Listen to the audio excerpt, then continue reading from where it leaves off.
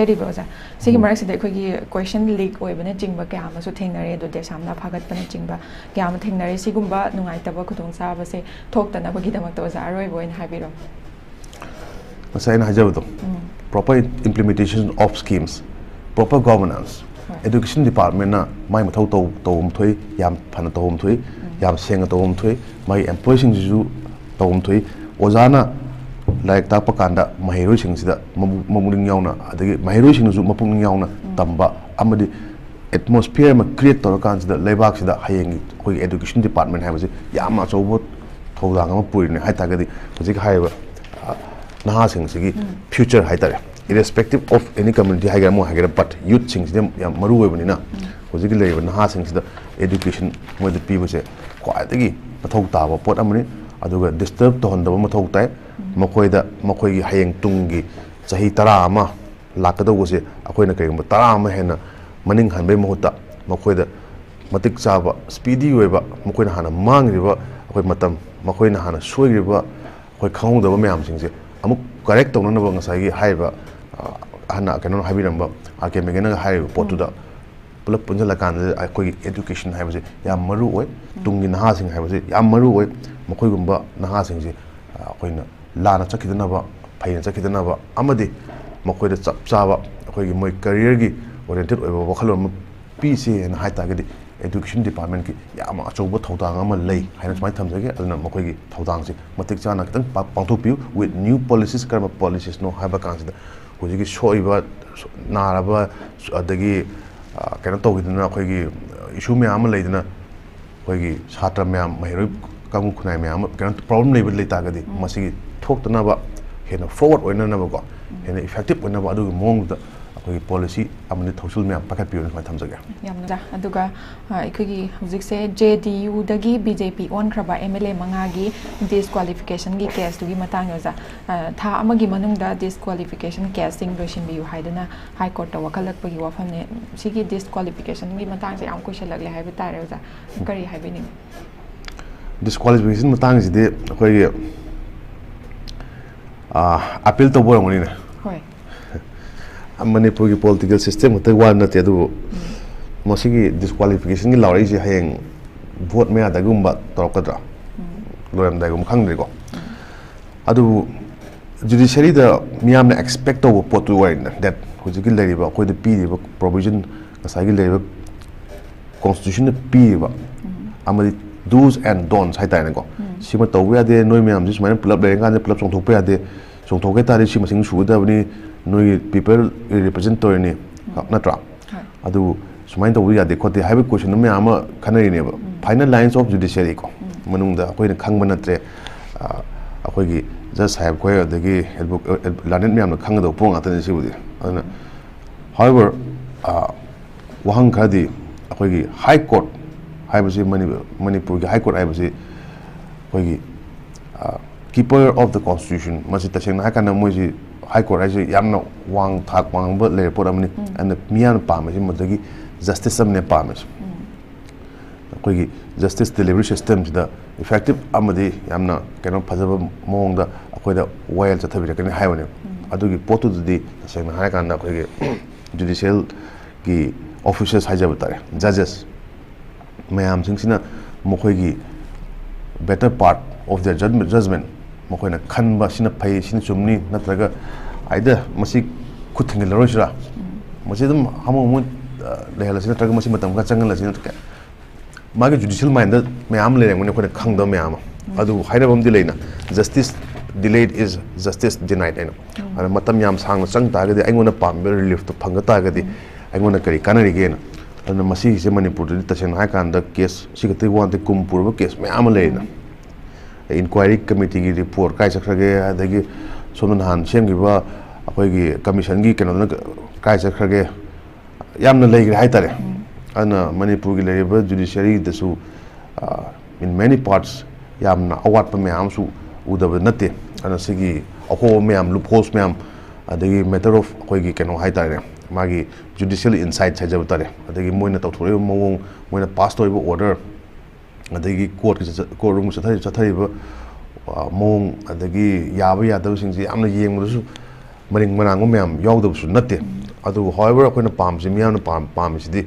akoina ngasai justice to akoida pibibani akoida relief pibibani pam si ana madu relief pib to it is up to the court to make them akoi effective and speedy na yam thuna pib to ni pam je nata target akoi lan wore kan sida akoi nungoi muru lakpa nungoi lakpa kai karne aduna justice delivery system has the yamna thajaba amadi miyam gi relief pamba maramdi every person is equal under the eyes of the law havene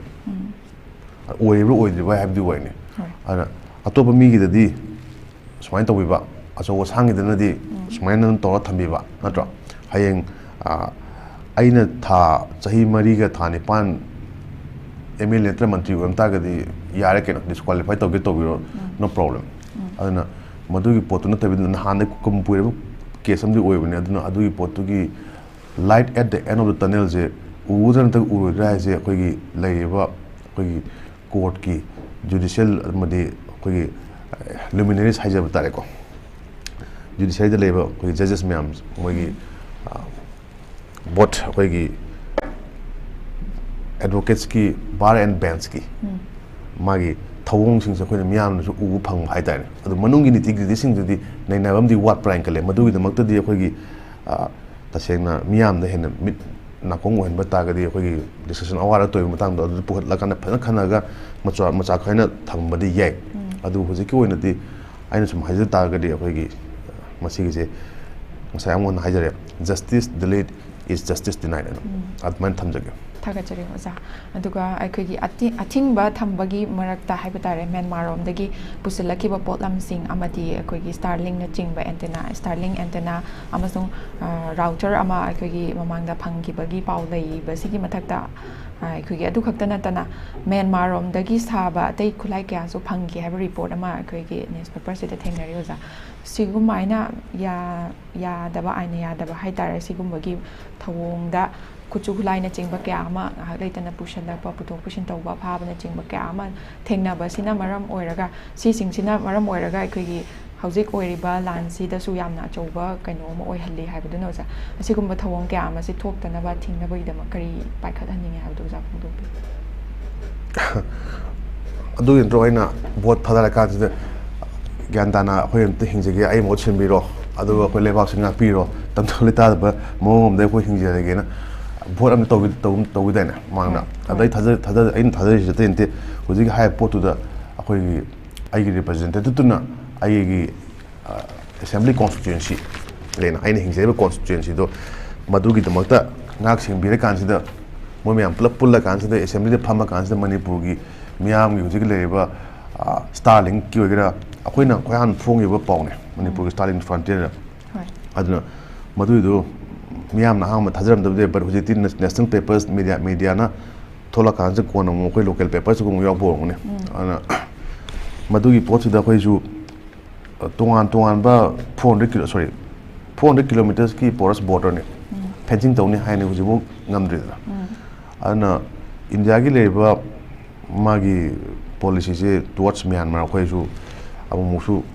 ngak tabung ngamde haitare ko adu masida india ka tane ngamba pot maktin nate tongan paus me ama khoi gi lam me ama gi hujil thrang jam yong ni ko adu ngasai haiba law and order ngak pa adai keno haiba border fencing ngak pa haje effective government ama leiba kan da neba control to bungam de ba miyam ji tangduri tana hingmang ngam de pot adu ni natta bida somda di wadi wahide di puang haira kan sida thabak oni yem kan de zero ta lem do adugi political kero sing sidi akoi gi leaders ne haiba sing do di akoi na hudin da ure dana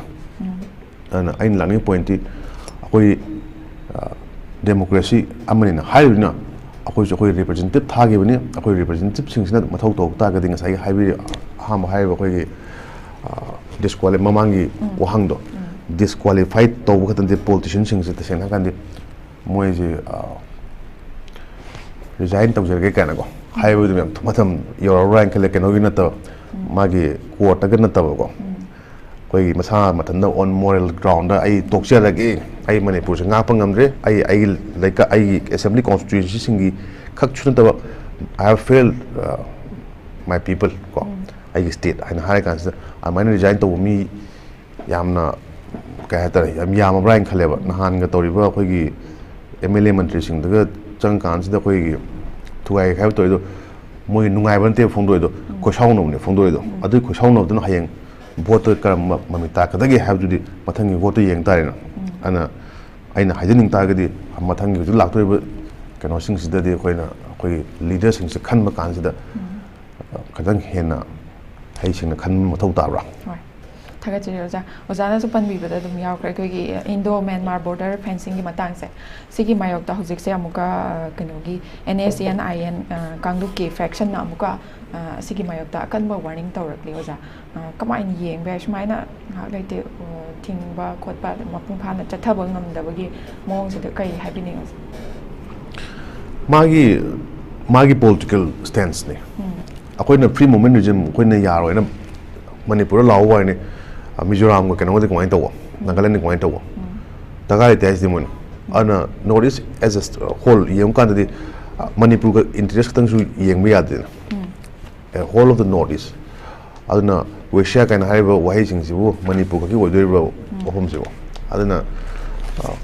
ꯋꯦꯁꯤꯌꯥ ꯍꯥꯏꯕ ꯃꯤꯁꯤꯡꯁꯤꯅ ꯑꯩꯈꯣꯏꯅ ꯑꯃꯨꯛ ꯁꯤꯡꯒꯨꯂꯔꯥꯏꯁ ꯇꯧ ꯇꯥꯔꯒꯗꯤ ꯍꯥꯟꯅ ꯍꯥꯏꯕꯤꯔꯤꯕ ꯋꯥꯍꯩꯁꯤꯡꯗꯨ ꯀꯃꯥꯏꯅ ꯇꯧꯕꯅꯣ ꯍꯪꯕꯒꯤ ꯋꯥꯐꯝ ꯑꯃ ꯂꯥꯛꯑꯦꯕ ꯂꯥꯛꯅꯤ ꯄꯣꯏꯟꯇꯤ ꯃꯥꯒꯤ ꯅꯥꯒꯥꯁꯤꯡꯒꯤꯁꯨ ꯑꯗꯒꯤ ꯇꯣꯉꯥꯟ ꯇꯣꯉꯥꯟꯕ ꯃꯥꯒꯤ ꯂꯩꯔꯤꯕ ꯀꯝꯃ꯭ꯌꯨꯅꯤꯇꯤꯁꯤꯡꯒꯤꯁꯨ ꯃꯥꯏ ꯇꯣꯉꯥꯟꯕ ꯑꯥꯏꯗꯤꯌꯣꯂꯣꯖꯤ ꯃꯌꯥꯝ ꯂꯩꯖꯔꯝꯒꯅꯤ ꯃꯣꯏꯒꯤ ꯄꯣꯂꯤꯇꯤꯀꯦꯜ ꯋꯥꯈꯜꯂꯣꯟ ꯃꯌꯥꯝ ꯂꯩꯖꯔꯝꯒꯅꯤ ꯑꯗꯨꯗ ꯑꯩꯈꯣꯏꯅ ꯂꯥꯜꯂꯤ ꯆꯨꯝꯃꯤ ꯍꯥꯏꯕꯗꯤ ꯑꯇꯣꯞꯄ ꯀꯝꯃ꯭ꯌꯨꯅꯤꯇꯤ ꯑꯃꯗ ꯑꯩꯈꯣꯏꯅ ꯍꯥꯏꯕꯗꯤ ꯌꯥꯄꯣꯟꯇꯦ ꯃꯥꯏ ꯀꯩꯅꯣꯅꯦ ꯑꯄꯥꯝꯕꯅꯦ ꯑꯗꯨꯗꯤ ꯑꯗꯨꯅ ꯌꯨ ꯀꯦꯅꯣꯠ ꯆꯨꯖ ꯌꯣꯔ ꯅꯦꯕꯔꯁ ꯑꯩꯈꯣꯏꯅ ꯏꯁꯥꯅ ꯑꯩꯒꯤ ꯊꯪꯅꯅ ꯀꯥꯏ ꯂꯩꯒꯗꯒꯦ ꯍꯥꯏꯕꯁꯤꯕꯨ ꯑꯩꯅ ꯗꯤꯁꯥꯏꯠ ꯇꯧꯕ ꯌꯥꯄꯣꯟꯇꯦꯕ ꯑꯗꯨ ꯖꯤꯑꯣꯒ꯭ꯔꯥꯐꯤꯀꯦꯜꯂꯤ ꯂꯩꯖꯈ꯭ꯔꯕ ꯄꯣꯠ ꯑꯃꯅꯤ ꯑꯗꯨꯅ ꯃꯁꯤꯒꯤ ꯃꯇꯥꯡꯁꯤꯗ ꯑꯩꯈꯣꯏ ꯑꯑꯣꯟꯕ ꯂꯥꯛꯑꯣꯏ ꯍꯥꯏꯕꯗꯤ ꯅꯠꯇꯦ ꯑꯑꯣꯟꯕ ꯌꯥꯋꯣꯜ ꯍꯥꯏꯕꯁꯦ ꯑꯗꯨꯝ ꯂꯥꯛꯀꯅꯤ ꯀꯔꯝꯕ ꯌꯥꯋꯣꯜꯅꯣ ꯍꯥꯏꯕꯗꯨꯅꯤ ꯑꯩꯈꯣꯏꯅ ꯌꯦꯡꯅꯤꯡꯉꯤꯁꯦ ꯑꯗꯨ ꯃꯥꯒꯤ ꯇꯣꯉꯥꯟ ꯇꯣꯉꯥꯟꯕ ꯃꯥꯒꯤ ꯑꯦꯁꯄꯤꯔꯦꯁꯟꯁ ꯍꯥꯏꯖꯕ ꯇꯥꯔꯦ ꯍꯣꯞꯁ ꯑꯦꯟ ꯑꯦꯁꯄꯤꯔꯦꯁꯟꯁ ꯃꯤ ꯑꯃꯒꯤꯁꯨ ꯑꯩꯒꯤ ꯋꯥꯈꯜꯂꯣꯟ ꯑꯃꯗꯤ ꯑꯩꯒꯤ ꯄꯥꯝꯖꯕ ꯑꯩꯒꯤ ꯅꯤꯡꯖꯕ ꯑꯩꯒꯤ ꯑꯦꯁꯄꯤꯔꯦꯁꯟꯁ ꯑꯩꯅ ꯇꯧꯅꯤꯡꯕ ꯃꯌꯥꯝ ꯑꯃ ꯂꯩꯔꯝꯕ ꯌꯥꯏ ꯑꯗꯨꯒꯤ ꯄꯣꯠꯇꯨꯗ ꯑꯩꯅ ꯃꯤꯌꯥꯝ ꯄꯨꯟꯅ ꯆꯠꯃꯤꯟꯅꯁꯦ ꯍꯥꯏꯕ ꯀꯥꯟꯗ ꯃꯤꯌꯥꯝ ꯌꯥꯔꯛꯄ ꯌꯥꯏ ꯌꯥꯔꯛꯇꯕ ꯌꯥꯏ ꯕꯠ ꯈꯨꯟꯅꯥꯏꯁꯤꯡꯁꯤꯒꯤ ꯃꯥꯒꯤ ꯇꯣꯉꯥꯟ ꯇꯣꯉꯥꯟꯕ ꯃꯥꯒꯤ ꯍꯣꯞꯁ ꯑꯦꯟ ꯑꯦꯁꯄꯤꯔꯦꯁꯟꯁ ꯃꯌꯥꯝꯗꯤ ꯂꯩꯇꯕ ꯅꯠꯇꯦ ꯃꯗꯨꯒꯤ ꯑꯦꯁꯄꯤꯔꯦꯁꯟꯁꯤꯅ ꯑꯩꯈꯣꯏꯒꯤ ꯑꯩꯉꯣꯟꯗ ꯀꯝꯃ꯭ꯌꯨꯅꯤꯇꯤ ꯑꯃꯗ ꯅꯨꯡꯉꯥꯏꯇꯕ ꯅꯠꯇ꯭ꯔꯒ ꯑꯋꯥꯕ ꯊꯣꯛꯍꯟ ꯇꯥꯔꯒꯗꯤ ꯃꯗꯨꯒꯤ ꯋꯥꯈꯜꯗꯨꯗꯤ ꯐꯕ꯭ꯔꯥ ꯍꯥꯏꯕꯒꯤ ꯀꯣꯏꯁꯟ ꯑꯃꯗꯤ ꯂꯩꯀꯣ ꯑꯗꯨꯅ ꯃꯗꯨꯒꯤ ꯕꯦꯂꯦꯟꯁ ꯑꯣꯏꯕ ꯄꯣꯠ ꯑꯃꯗ ꯑꯩꯈꯣꯏꯅꯁꯨ ꯅꯣꯠ ꯇꯨ ꯁ꯭ꯇꯦꯞ ꯑꯣꯟ ꯋꯥꯟꯁ ꯇꯣꯁ ꯃꯤ ꯑꯇꯣꯞꯄꯒꯤ ꯈꯣꯡꯗ ꯅꯦꯠꯄꯒꯤ ꯃꯍꯨꯠꯇ ꯑꯩꯈꯣꯏꯅ ꯃꯁꯤ ꯇꯧ ꯇꯥꯔꯒꯗꯤ ꯀꯔꯤ ꯇꯧꯔꯛꯀꯗꯒꯦ ꯍꯥꯏꯕꯗꯨꯒꯤ ꯐꯣꯔꯁꯥꯏꯠ ꯍꯥꯏꯇꯥꯔꯦ ꯑꯃꯗꯤ ꯂꯩꯐꯝ ꯊꯣꯛꯄ꯭ꯔꯥ ꯍꯥꯏꯅ ꯈꯜꯂꯤ ꯑꯗꯨꯅ ꯃꯁꯤꯗꯤ ꯅꯣꯔꯠ ꯏꯁꯀꯤ ꯂꯩꯔꯤꯕ ꯄꯣꯂꯤꯇꯤꯀꯦꯜ ꯁꯤꯆꯨꯋꯦꯁꯟꯁ ꯑꯃꯗꯤ ꯃꯥꯒꯤ ꯑꯥꯏꯗꯤꯌꯣꯂꯣꯖꯤꯁ ꯑꯃꯗꯤ ꯍꯣꯏ ꯉꯁꯥꯏ ꯑꯩꯅ ꯍꯥꯏꯖꯔꯤꯕ ꯃꯥꯒꯤ ꯏꯟꯗꯤꯄꯦꯟꯗꯦꯟ ꯑꯣꯏꯕ ꯃꯥꯒꯤ ꯑꯦꯁꯄꯤꯔꯦꯁꯟꯁ ꯍꯣꯞꯁ ꯑꯦꯟ ꯑꯦꯁꯄꯤꯔꯦꯁꯟꯁ ꯃꯌꯥꯝ ꯂꯩꯔꯝꯒꯅꯤ ꯃꯁꯤꯒꯤꯁꯤ ꯀꯝꯕꯥꯏꯟ ꯑꯣꯏꯔꯀꯥꯟꯗꯗꯤ ꯈꯔꯗꯤ ꯑꯗꯨꯝ ꯏꯁꯨ ꯈꯔꯗꯤ ꯑꯗꯨꯝ ꯂꯩꯕ ꯇꯥꯕꯅꯤ ꯃꯁꯥꯅ